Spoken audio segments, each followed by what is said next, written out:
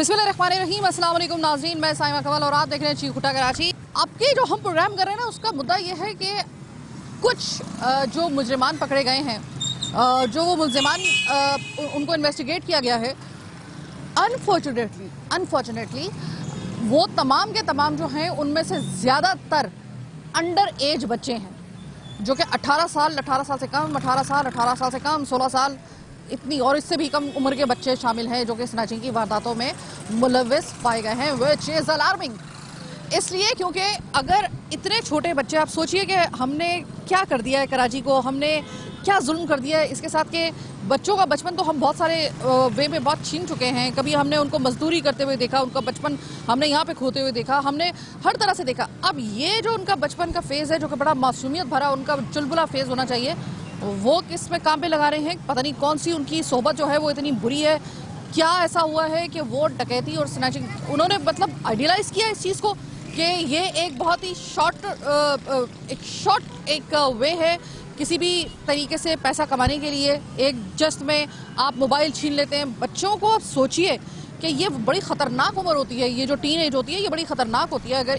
अगर इतने सारे मुलजिमान पकड़े गए हैं स्नैचिंग और डकैती करते हुए वारदातों के अंदर, तो इससे ज़्यादा अलार्मिंग और कोई चीज़ नहीं हो सकती कि आपकी नौजवान नस्ल जो इस एज में है वो मतलब इस तरफ आ रही है, वो इस तरफ आ रही है और आई जा रही है, और वो ये सोच रही है कि इस तरीके से हम लोग करेंगे, इस तरीके से हम लोग जो हैं वो अगर किसी का मोबाइल छीनेंगे, इवन के अगर अब उम्र है, अगर वो छीनते वक्त अगर किसी को मार भी देते हैं तो वो गिल्टी फील इस तरीके से नहीं करेंगे, क्योंकि उनकी एज इस किस्म की है। एक मरतबा उनका अगर फर्ज करें कि उनका ये एक डर ख़त्म हुआ और अगर वो एक दफ़ा डकैती करने पर अगर वो फर्ज करें कि वो कामयाब हो गए, तो यकीनी तौर पे वो दूसरी दफ़ा उनका बिल्कुल डर खौफ ख़त्म, और तीसरी मरतबा तो वो शौक से शायद करेंगे, वो अपनी ड्यूटी समझ लेंगे, उनको अपना रोज़गार मिलेगा इसी सूरत में। वो ये समझेंगे कि हमारा जो हमारा वर्क प्लेस है वो यही सड़कें हैं और टारगेट जो है ना वो आवाम है। ये कितनी ख़तरनाक चीज़ हो सकती है आपको अंदाज़ा है। मैं इस वक्त गुलिस्तान जौहर और मौसमियात के इस हिस्से में हूँ। मौसमियात बिल्कुल मेरे सामने है। मौसमियात ऐसा इलाका है और ये गुलिस्तान जौहर के तमाम तक जितने भी ब्लॉक्स हैं वो ऐसे हैं जहाँ पे सबसे ज़्यादा डकैती और स्नैचिंग की वारदातें हो रही हैं। अभी हम लोगों से बात करते हैं। अस्सलाम वालेकुम। सुना है कि डकैती और स्नैचिंग की वारदातें बहुत ज़्यादा हो रही हैं। बिल्कुल ऐसा ही है, बहुत ज़्यादा है और रोज़ बरोज़ इसकी तादाद में इजाफा होता जा रहा है। यानी इस जगह को हम अफेक्टेड कह सकते हैं। बिल्कुल अफेक्टेड कह सकते हैं। और शहर का कौन सा चौराहा और कौन सी सड़क ऐसी है जो महफूज है? अब आप मुझे ये बताइएगा कि अभी हम जो इन्वेस्टिगेट करके आए हैं, तो इस वक्त सेंट्रल जेल में जितने भी ट्रायल के लिए स्नैचर्स पकड़े गए ना, उसमें ज़्यादातर वो हैं कि जो कि टीन एज में हैं और बहुत हल्की उम्रों के लड़के हैं।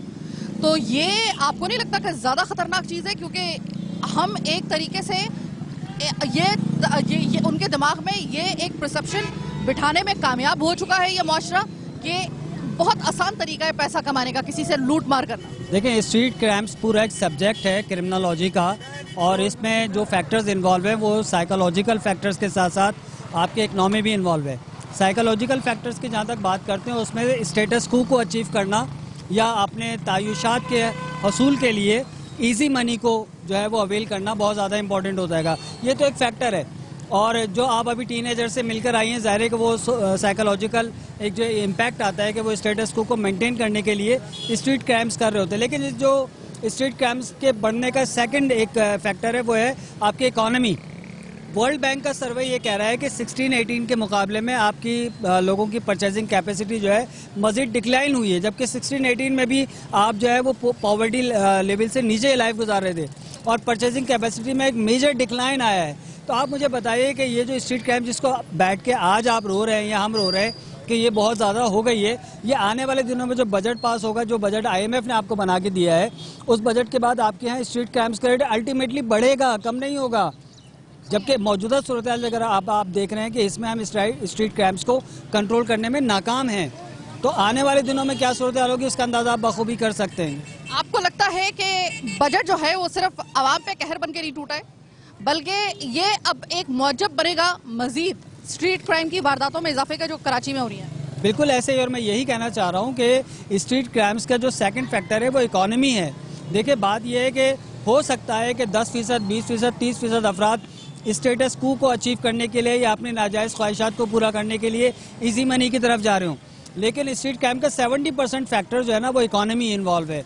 लोगों की जायज़ ज़रूरियात आपने 22% तनख्वाह में वही सरकारी मुलाजमिन का इजाफा किया है, और जो टैक्सेस आपने 18% लगाए यानी 45,000 दे के आप 44,000 लोगों की जेब से निकाल रहे हैं दूसरे हाथ से। और मजीद जो पेट्रोल में लीवीज दिए भी शब्बर जैदी ने जो बयान दिया आपके सामने है कि उन्होंने कहा है कि उसके बाद आप मजीद 40,000 उनकी जेब से पेट्रोल लीवीज ये तमाम तर जो कम तालीम याफ्ता और इस तरह का जो तबका है वो इसका हल सिर्फ एक ही सोचेगा, डकैती और स्नैचिंग, राइट। माजरत चाहता हूँ मैं ये कहने के लिए कि इसमें सिर्फ एजुकेशन का फैक्टर नहीं है, ज़रूरियात तो हर घर की हैं, ठीक है ना। आज आपको सड़कों पर वो रिवायती मांगने वाले नज़र नहीं आते, बल्कि आप देखेंगे कि बहुत सारे उस पर आपको वाइट कॉलर अपनी फैमिली के साथ खड़े हुए नज़र आते हैं। बात यह है कि ये इकोनॉमिकल फैक्टर है, ये उस कॉन्सेप्ट को ब्रेक कर रहा है कि जनाब आप रिवायती तौर पर भीख मांगने वाले अफराद कहीं इंटीरियर से या किसी दूसरे सूबों से आएंगे या क्राइम करने वाले कहीं और से आएंगे। अब जो लोगों की यहाँ पे रहते हुए ज़रूरियात पूरी नहीं होंगी, परचेजिंग कैपेसिटी ख़त्म हो गई है, उनका जो लेवल है इकनॉमी का वो पॉवर्टी से बहुत नीचे जा चुका है, तो अल्टीमेटली हर दूसरा आदमी जो है वो क्राइम करने पे मजबूर हो जाएगा। और देखेंगे आप आने वाले दिनों में ये 25 और 26 का जो सीज़न होगा, स्टैटिस्टिक्स जमा कीजिएगा।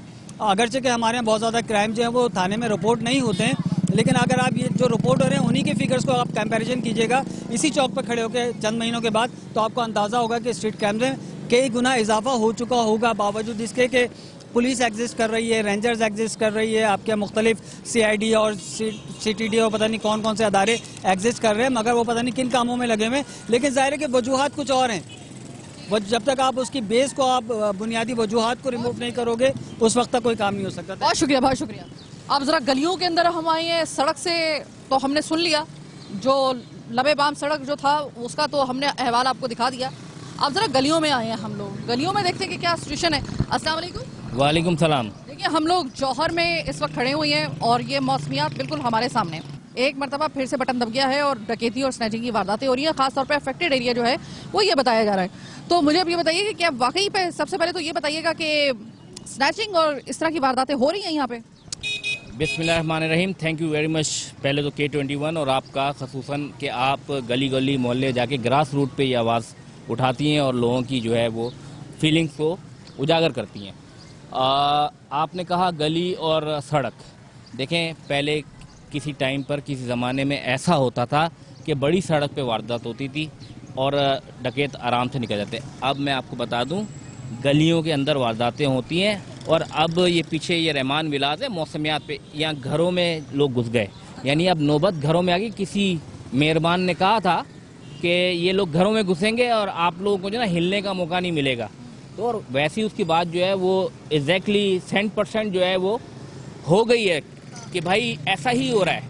आप घर से निकलो ना तो भाई आयतल कुर्सी पढ़ के निकलो। उसकी मैं तो 2 दफा पढ़ के निकलती हूँ। मैं 4 दफा पढ़ रहा हूँ आजकल ना, हालात इतने खराब हैं। आप जो है ना इलाका गैर में खड़ी हुई हो ना, आपको भी नहीं पता भी आप थोड़ी देर में हो सकता लुट जाओ ना, क्योंकि आप देखो बात यह है कि लास्ट टाइम भी मैंने ये रिक्वेस्ट की थी upper management of police department, मैंने IG साहब को कहा था, होम डिपार्टमेंट से रिक्वेस्ट ये की थी कि देखो शहर कराची में इस वक्त 3.5 करोड़ 4 करोड़ आबादी है ना, आपकी नफरी लिटिल बिट है यानी छोटी है, इसको बड़ा करें, क्योंकि शहर में नफरी पुलिस की होगी तो ये पुलिस से बहुत इनकी जान जाती है, क्योंकि पुलिस फारिग भी करती है अगर जब इनके हाथ में थे। जगह जगह शहर के अंदर गन शॉट होते हैं, वाया वो आम शहरी के लिए हो, पुलिस मुकाबला, पुलिस वाला भी बेचारा शहीद हुआ है, ठीक है, अभी लास्ट टाइम हमने देखा सोशल मीडिया पे।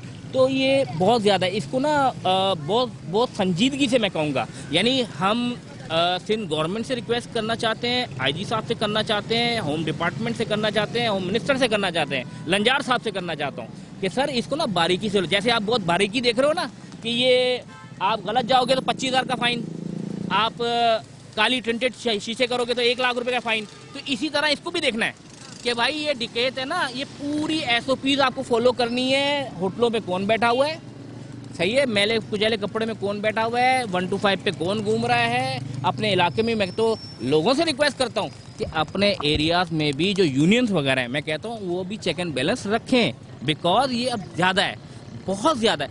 पहले तो हम देखते थे कि मोबाइल छिन गया चलो भाई छिन गया, अब वो गोली भी पड़ती है, अब बेचारे बच्चे मर रहे हैं। और अगर मोबाइल आपका हल्का निकले तो आपको वो मार के भी जाते हैं, मतलब आपको जलील बाकायदा तौर पे करके जाते हैं, तो ये भी एक सुनने में आ रहा है। मैडम इंसल्ट फील करते हैं ना डकैत साहब, यू नो दैट अबाउट साहब। मुझे ऐसा लगता है कि 22 ग्रेड का अफसर है, उसके आपके पास मोबाइल हल्का निकला तो आपको गोली ठोकेगा वो। ये इतना जो है वो इनको सिस्टम किसने दिया? Who is the responsible of this robberies? आप पुलिस की बात करें, पुलिस लगी हुई है, तो पुलिस की नफरी कम है ना, इससे ज्यादा होगी तो इंशाल्लाह ये काम भी जो है ना आहिस्ता आहिस्ता कम होते चले जाएंगे। डकैत का मसला ये है कि अमूमन डकैत जो है ना वो शाज़ो नादरी इनके अगर आते हैं, इसमें कोई शक नहीं, पुलिस कार्रवाई कर देती है। बहुत सारे ऐसे वाकयात हुए, लेकिन मेजोरिटी में अनफॉर्चुनेटली वाकयात ऐसे हुए हैं ज्यादातर तवातुर के साथ कि जिसमें डकैत ने गोली मारी, ये जा वो जा। टीनेजर्स आप ज्यादातर देखो सोशल मीडिया पे, टीनेजर्स जिनकी उम्र 16 साल से 20 साल के दरमियान है ना, ये वो बच्चे हैं जो नशे के आदी बन गए।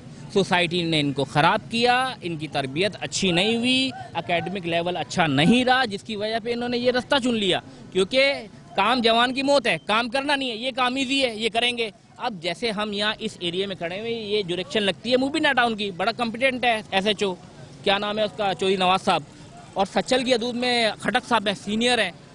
उन्होंने मेरी बात भी हुई थी, उन्होंने कहा कि भाई हमने तो इजाजत दी हुई है कि जहाँ कोई ऐसा मामला फौरन फारिग करो। रेशो देखा जाए तो इन गैर मकामी जो डकैत हैं, ये गैर मकामी स्नैचर्स हैं, जिसमें कोई दो राय नहीं है। इसमें पुलिस कहती है कि भाई ज्यादातर ये गैर मकामी ही है। इवन कि अब तो इनकी तादाद इतनी ज्यादा हो गई है कि हम जो यहाँ पे रहने वाले हैं ना, वो अपने आप को गैर मकामी महसूस करते हैं। तो ऐसे में आपको लगता है कि आपकी कोई भी दरख्वास्त, चाहे आप ज़ियाउल नजार साहब से करें या फिर आप जो है वो आप पुलिस के आला हुकाम से करें, आपको लगता है कि अचानक जो एक बटन दबता है, अचानक इनमें तेजी आती है, इसकी कोई खास कोई वजह हो सकती है? मैडम ये ना पहले था मामला ऐसे, अब मामला हो गया ऐसे, यानी बिल्कुल उलट सिनेरियो हो गया। उसके जिम्मेदार भी हम खुद ही हैं भाई, ये किसी को हम क्या दोष देंगे, नुकसान सारा हमारा ही है। और ये ना इवेंट्स आते हैं, you know that about events, Ramzan का इवेंट, बड़ी ईद की चांद रात का इवेंट, बकरा ईद का इवेंट, ये इवेंट्स हैं। इसी तरह ये माफिया है ना। कहने का मकसद ये है कि जब तक सिस्टम सही नहीं करोगे ना, एक गुड सिस्टम है, एक बैड सिस्टम है। गुड सिस्टम की जो ना आपने पजीराई करनी है, उसकी रहनुमाई करनी है, इंशाल्लाह कम हो जाएगा। कम उम्र तरीन मुजरिमान जो कि स्नैचिंग डकैती की वारदातों में ये पूरे ग्रोह हैं, चंद दोस्त मिलकर। और अनफॉर्चुनेटली हम ये नहीं कह सकते कि ये कुली तौर पे अनएजुकेटेड हैं या फिर इलिटरेट हैं, नहीं। मैंने अपनी आंखों से देखा है कि 2-3 मैंने अच्छे घरानों के लड़के और लड़के हाँ, और उसमें लड़कियां भी 1-2 केसेस में मैंने देखी है कि जो कि इन्वॉल्व हुई हैं। तो ये एक बड़ी एक अहम बात है। और ये इतने प्रोग्राम करने के बाद जब मुझे ये फिगर सामने आया कि इसमें ज़्यादातर जो है छोटी उम्रों के लड़के जो है वो मुलविस है, ये लगा मुझे वाकई में कि वाकई अब आहिस्ता आहिस्ता पानी सर से ऊपर जा रहा है। वेल, छोटी सी ब्रेक का वक्त हुआ है, ब्रेक के बाद वापस आएंगे, मज़ीद दिखाएंगे आपको बहुत कुछ, मेरे साथ रहिएगा।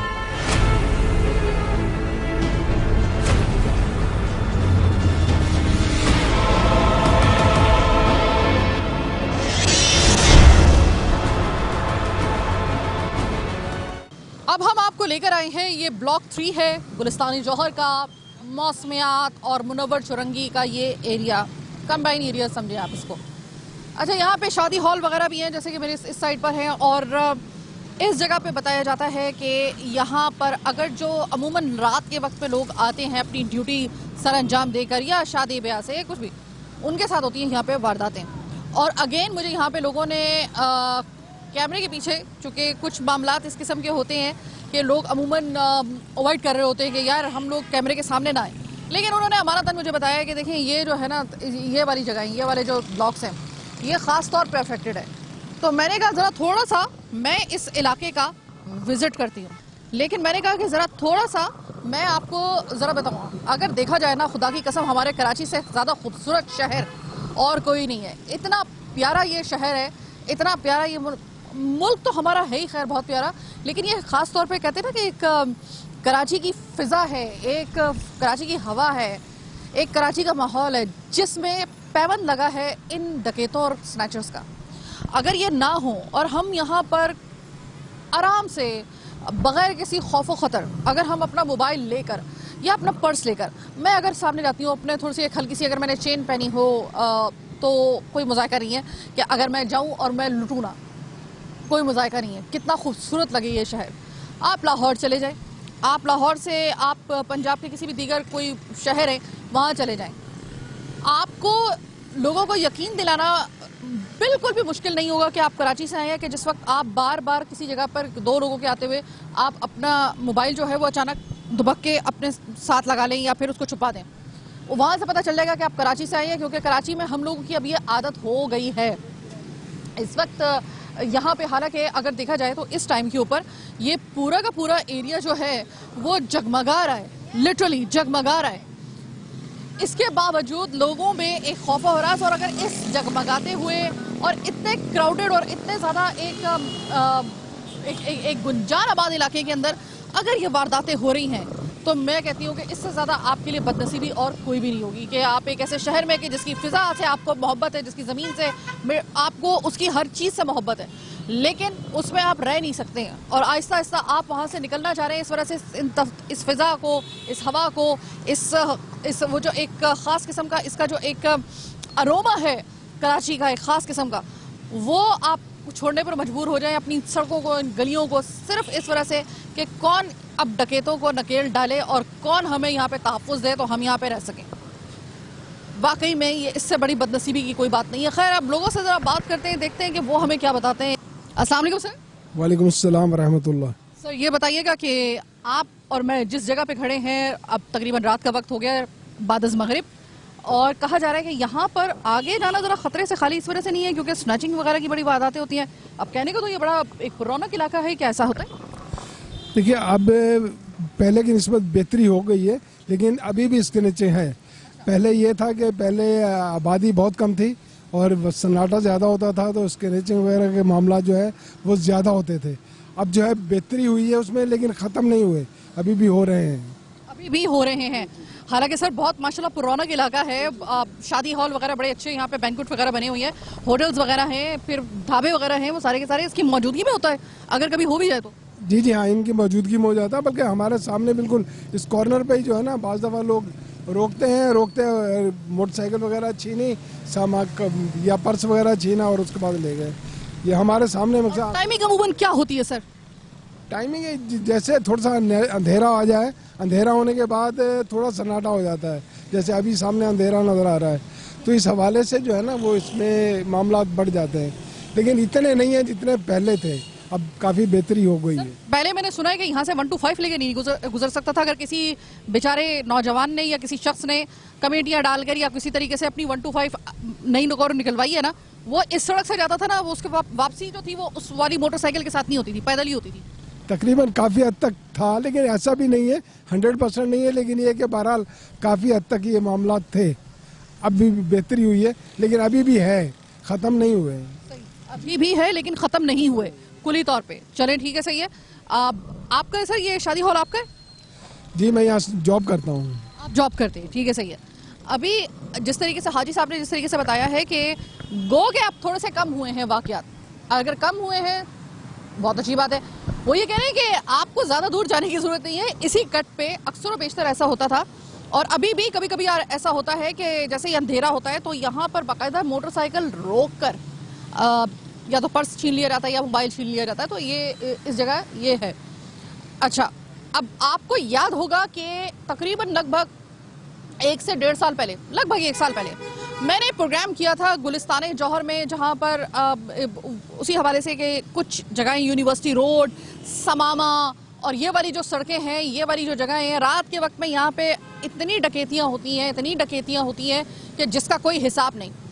अब वहाँ पर मुझे बताया गया कि उस प्रोग्राम के बाद फिर वहाँ पर पुलिस मोबाइल लगना शुरू हुई, थोड़ा सा गश्त बढ़ना शुरू हुआ, जिसके लिए हम बहुत शुक्रगुजार हैं। उसके बाद कुछ हालात बेहतर हुए, लेकिन अगेन वही वाली बात कि अब फिर से बताया जा रहा है कि वहाँ पे वारदातों का सिलसिला हल्का फुल्का होना शुरू हुआ है। और ये इससे पहले कि दोबारा से तक क्रॉनिक बन जाए, मैं चाहती हूँ कि इसी प्रोग्राम के इसी तवज्जो से, चूँकि हम जौहर में खड़े हुए हैं, तो बता दें कि वहाँ पे दोबारा से नजर करम करने की ज़रूरत है पुलिस को। बाकी अगर मैं आपको इस साइड पर लेकर आऊँ तो ये जो आपको मेरे बैक साइड पे इस वक्त इलाका नज़र आ रहा है, पीछे भी आपको शादी हॉल नज़र आ रहे हैं ये शादी हॉल आपको तकरीबन पूरी इस सड़क के ऊपर नजर आएंगे मुख्तलिफ। इसके अलावा रेस्टोरेंट्स भी नजर आएंगे, लेकिन खास तौर पे जो शादी हॉल है यहाँ से जाहिर है कि जब आप निकलेंगे, कोई आएगा कोई जाएगा तो उसके पास यकीनन खवातीन के पास तलाई जेवरात होंगे, मर्दों के पास पैसे होंगे, गाड़ी वगैरह मतलब आपके पास होगी। तो यकीनन यहाँ पर ऐसा अगर लोग कहते हैं कि यहाँ पर खुदा के लिए यहाँ पर भी पुलिस का गश्त बढ़ाया जाए तो ये गलत नहीं कहते, क्योंकि ये बनता भी है इस इलाके के अंदर। अभी अंधेरा जैसे जैसे बढ़ना शुरू हुआ है, मैं खुद चाह रही हूँ कि मैं यहाँ पे थोड़ी देर के लिए स्टे करूँ, लेकिन चूंकि प्रोग्राम का वक्त महदूद है इस वजह से मुझे थोड़ा सा आगे जाना पड़ रहा है। लेट्स सी कि आगे थोड़े से बेहतर मुझे हालात मिलते हैं या नहीं मिलते, लेकिन यहाँ पर बहरहाल कंफर्म हो चुका है, यहाँ पर भी वारदातों का सिलसिला बहरहाल है तो सही, कम हुई है थोड़ी सी, लेकिन कब ये ज्यादा हो जाती है कुछ पता नहीं चलता। अचानक बढ़त नपता है यहाँ पे वारदातों का, और यही कॉर्नर है जहाँ पे सबसे ज्यादा वारदातें होती हैं इस कॉर्नर पे। अब हम आपको लेकर आए हैं, ये ब्लॉक 3 है, गुलिस्तानी जौहर का, मौसमियात और मुनव्वर चुरंगी का ये एरिया, कंबाइन एरिया समझे आप इसको।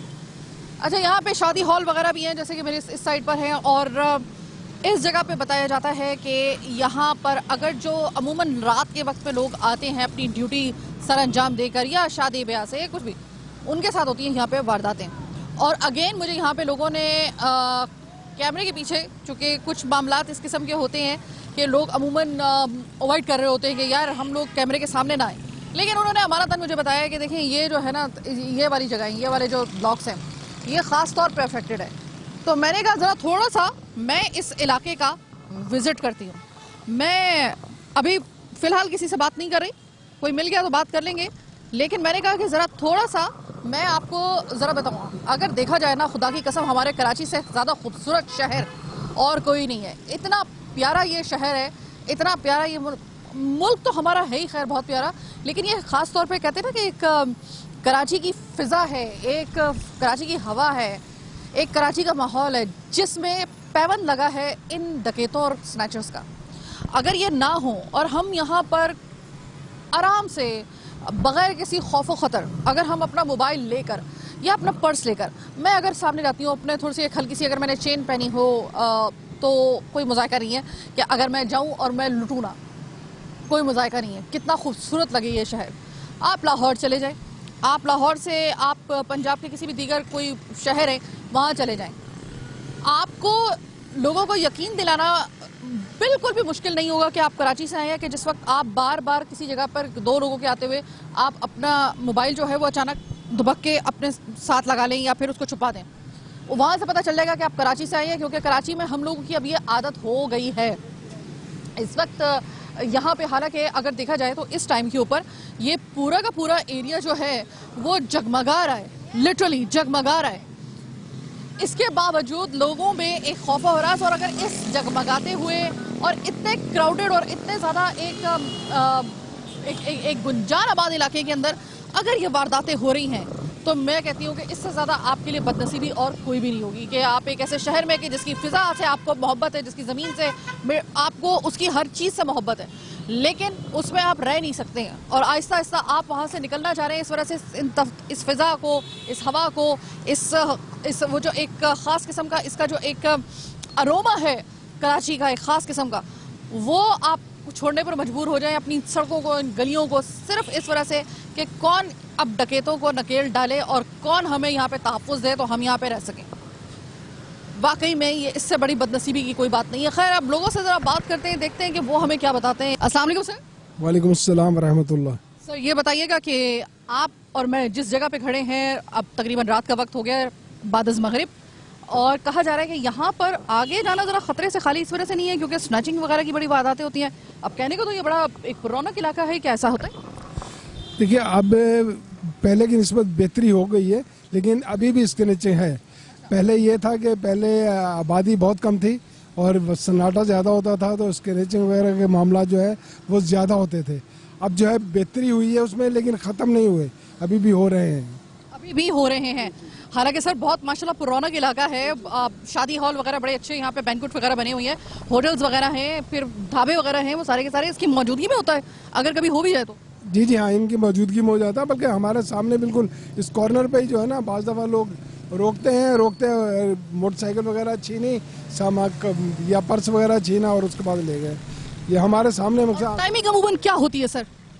टाइमिंग है, जैसे थोड़ा सा अंधेरा आ जाए, अंधेरा होने के बाद थोड़ा सन्नाटा हो जाता है, जैसे अभी सामने अंधेरा नज़र आ रहा है, तो इस हवाले से जो है ना वो इसमें मामला बढ़ जाते हैं, लेकिन इतने नहीं है जितने पहले थे, अब काफ़ी बेहतरी हो गई है। पहले मैंने सुना है कि यहाँ से 125 लेके नहीं गुजर सकता था, अगर किसी बेचारे नौजवान ने या किसी शख्स ने कमेटियाँ डालकर या किसी तरीके से अपनी 125 नई नौकर निकलवाई है ना, वो इस सड़क से जाता था ना, वो उसके वापसी जो थी वो उस वाली मोटरसाइकिल के साथ नहीं होती थी, पैदल ही होती थी। तकरीबन काफ़ी हद तक था, लेकिन ऐसा भी नहीं है, 100% नहीं है, लेकिन ये कि बहरहाल काफ़ी हद तक ये मामला थे। अब भी बेहतरी हुई है, लेकिन अभी भी है, ख़त्म नहीं हुए हैं। अभी भी है लेकिन ख़त्म नहीं हुए कुली तौर पे। चलें ठीक है, सही है। आपका सर ये शादी हॉल आपका है? जी मैं यहाँ जॉब करता हूँ। आप जॉब करते हैं, ठीक है, सही है।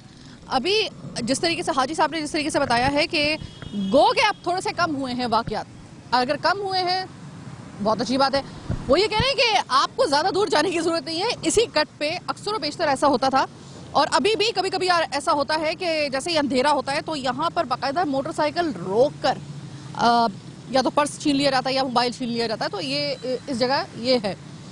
अच्छा, अब आपको याद होगा कि तकरीबन लगभग 1 से 1.5 साल पहले, लगभग 1 साल पहले मैंने प्रोग्राम किया था गुलिस्तान जौहर में, जहाँ पर उसी हवाले से कि कुछ जगहें यूनिवर्सिटी रोड, समामा और ये वाली जो सड़कें हैं, ये वाली जो जगहें हैं, रात के वक्त में यहाँ पे इतनी डकैतियाँ होती हैं कि जिसका कोई हिसाब नहीं।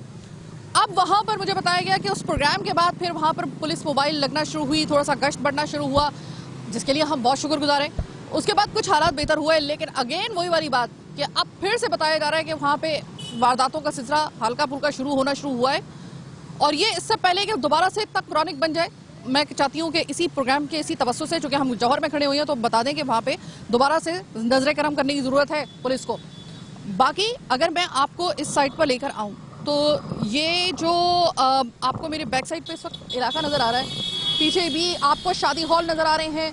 ये शादी हॉल आपको तकरीबन पूरी इस सड़क के ऊपर नज़र आएंगे मुख्तलिफ। इसके अलावा रेस्टोरेंट्स भी नज़र आएंगे, लेकिन ख़ास तौर पे जो शादी हॉल है, यहाँ से ज़ाहिर है कि जब आप निकलेंगे, कोई आएगा कोई जाएगा तो उसके पास यकीनन ख़वातीन के पास तलाई ज़ेवरात होंगे, मर्दों के पास पैसे होंगे, गाड़ी वगैरह मतलब आपके पास होगी, तो यकीनन यहाँ पर ऐसा अगर लोग कहते हैं कि यहाँ पर खुदा के लिए यहाँ पर भी पुलिस का गश्त बढ़ाया जाए तो ये गलत नहीं कहते, क्योंकि ये बनता भी है इस इलाके के अंदर। अभी अंधेरा जैसे जैसे बढ़ना शुरू हुआ है, मैं खुद चाह रही हूँ कि मैं यहाँ पे थोड़ी देर के लिए स्टे करूँ, लेकिन चूँकि प्रोग्राम का वक्त महदूद है, इस वजह से मुझे थोड़ा सा आगे जाना पड़ रहा है।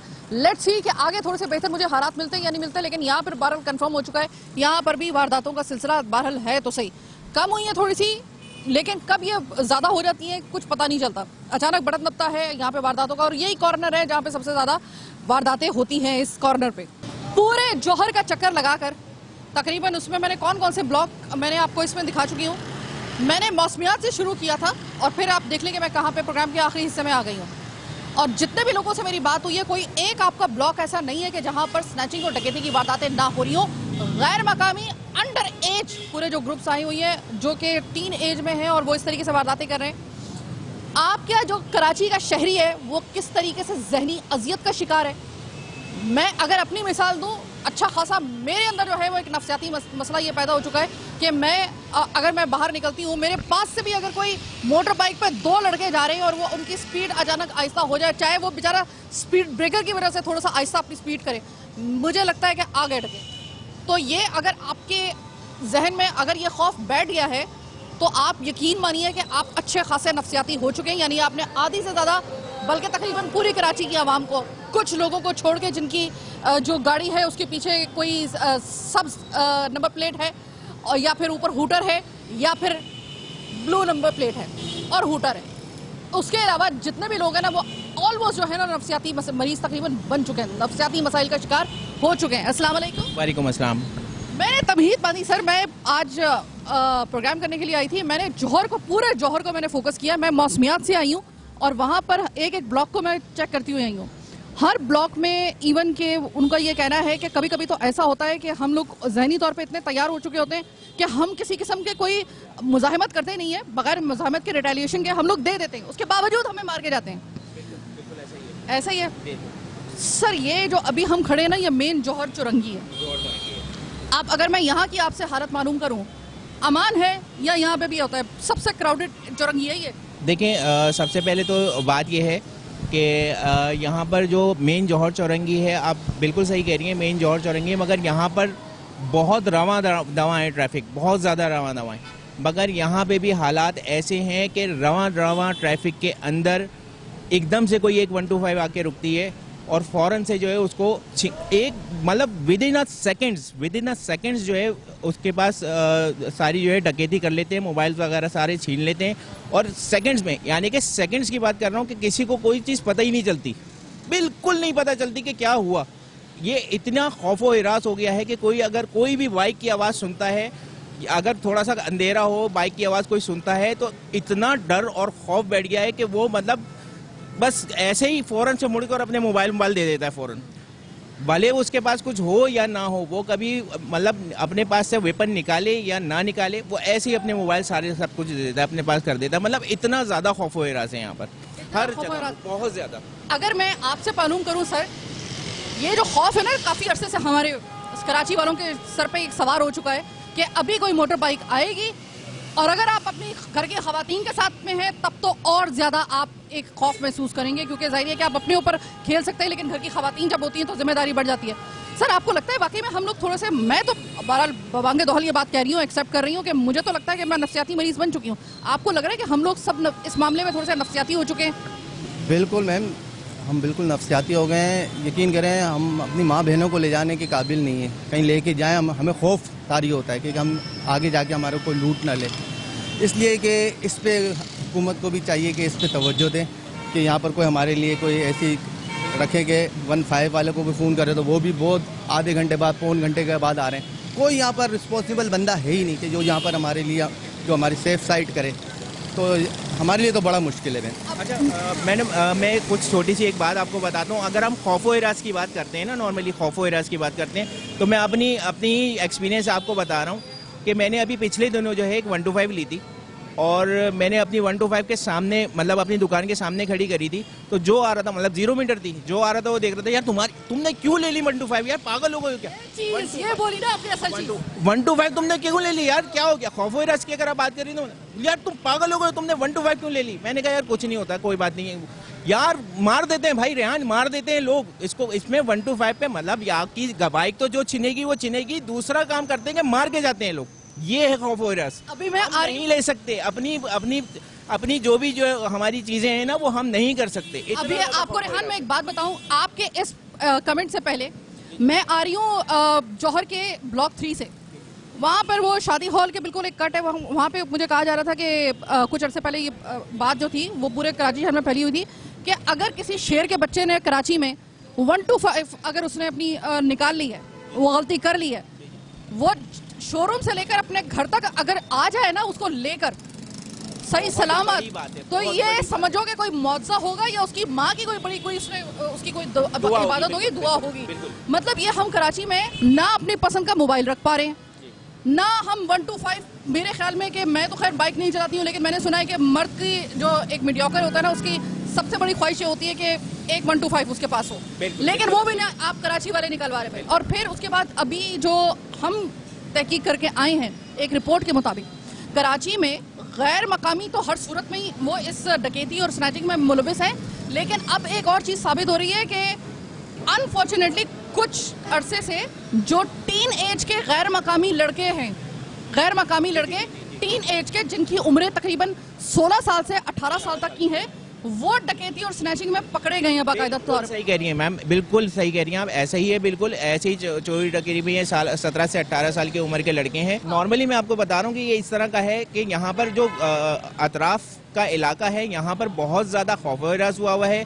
कोई तरीके से जो है अपना काम नहीं कर सकता, कोई अपनी बहन बेटी के साथ तरीके से आके गाड़ी में, यहाँ तक कि जो फूड स्ट्रीट है वहाँ पर भी गाड़ी में तरीके से बैठ नहीं सकता कोई अपनी फैमिलीज के साथ, क्योंकि इतना ज़्यादा खौफ हिरास है कि हम शीशे खोलें कहीं से कोई कुछ भी आ जाए, तो इतना ज़्यादा खौफ हिरास हुआ है। रेहान, अब एक चुपता हुआ सवाल आपसे, अपने शहर में इस शहर का बासी होकर गैर मकामियों के हाथों लुटता हुआ अपने आप को देखना, और वो भी अरसा दराज से, किसी ओकेजनली नहीं, अरसा दराज से, ये कितना कैसी फीलिंग है, ये कैसी तकलीफ है? ये बहुत मतलब फीलिंग्स बहुत ख़तरनाक फीलिंग्स हैं। इसके लिए जो है गवर्नमेंट को कुछ इकदाम करने चाहिए और लाजमी करने चाहिए। हम लोग खौफो हिरास से इतना ज़्यादा हो चुके हैं कि हम अपनी फैमिलीज़ के साथ घर से निकलना हमने छोड़ दिया है, सिर्फ इस खौफो हिरास की वजह से कि हम रोड चलते हुए या कहीं फैमिली रेस्टोरेंट में बैठते हुए हम लोग से मतलब होटल पे हम लोग अपने लड़कों की अगर हम बात करें तो होटल पे बैठ के स्नैचिंग हो जाती हैं, इतना ज़्यादा खौफो हिरास है। और वो आपको फुटेज याद होगी कि एक होटल पे डकैती की नीयत से जितने भी लोग आए, उसमें एक नौजवान बैठा हुआ था जो कि उस शक्ल से लग रहा था कि वो अपनी घर की परेशानियों से, अपने ऑफिस की परेशानियों से परेशान है। यकीन मानिए कि जब उससे उन्होंने बदतमीजी के साथ मोबाइल लिया, उसने इतनी बेदिली के साथ और इतने बेरगबती के साथ और इतने एक मतलब जिसे कहते हैं ना कि कोई किसी किस्म के कोई एक लफ्ज नहीं बोलना, उसने यूं किया अपना और बड़े उसने थके हुए अंदाज में कि ये तो होना ही था और ये तो होना ही था, उसने इस तरीके से दिया, दिल कट के रह गया। मेंटली लोगों ने ये एक्सेप्ट कर लिया है कि मैं अगर बाहर निकल रहा हूँ, मेंटली लोगों ने ये एक्सेप्ट किया हुआ है और एक्सपेक्टेड है उनको कि मेरे साथ ये होने वाला है, ये भी एक्सपेक्टेड है कि मेरे साथ ये होने वाला है। इसलिए जैसे कोई आता है तो वो उसके पास वेपन हो या ना हो, बस वो जैसे कोई स्पीड में आगे रुकता है, ये मोबाइल इस तरीके से वो लोग दे देते हैं, मोबाइल हो या कोई भी नकदी हो, कुछ भी हो, तो इस तरीके से खौफ हिरास हुआ है। गवर्नमेंट को इसके लिए इकदाम उतारना चाहिए और बहुत सब कुछ करना चाहिए। बल्कि जैसे आप अभी जौहर चौरंगी में, मेन जौहर चौरंगी पे खड़ी हुई हैं, तो मैं ये चाहता हूँ, मैं ये समझता हूँ ये करना चाहिए लोगों को कि जो हमारे गवर्नमेंट के लोग हैं उनको ये काम करना चाहिए कि अगर कोई डकैत पकड़ा या कोई भी पकड़ा तो मेन चौरंगी पे लाकर, मेन चौक पर लाकर जो है ना उसको सज़ा दी जाए और वो किस तरह की सज़ा हो वो गवर्नमेंट ही करे। मगर मैं ये समझता हूँ जैसा सऊदीया का कानून है वैसा कानून यहाँ बनाना चाहिए, तो फिर जो है ना सारी चीज़ें बिल्कुल क्लियर हो जाएंगी। और अगर ये सबके सामने होगी, ये सारी बातें होंगी तो फिर लोग डरेंगे। अच्छा, उसकी छोटी सी मिसाल मैं दे रहा हूँ कि जब हमारे यहाँ मुहर्रम के दिन शुरू होते हैं, ऑलमोस्ट शुरू होने वाले हैं, तो डबल सवारी ऑलमोस्ट जो है ना पाबंदी हो जाती है उसके ऊपर और जगह जगह उस पर जो है ना पकड़ा जाता है लोगों को कि डबल सवारी पे क्यों है। इसी तरीके से अगर ये थोड़ा सा इस पे इम्प्लीमेंट कर लेंगे तो मैं समझता हूँ बहुत बेहतर हो जाएगा।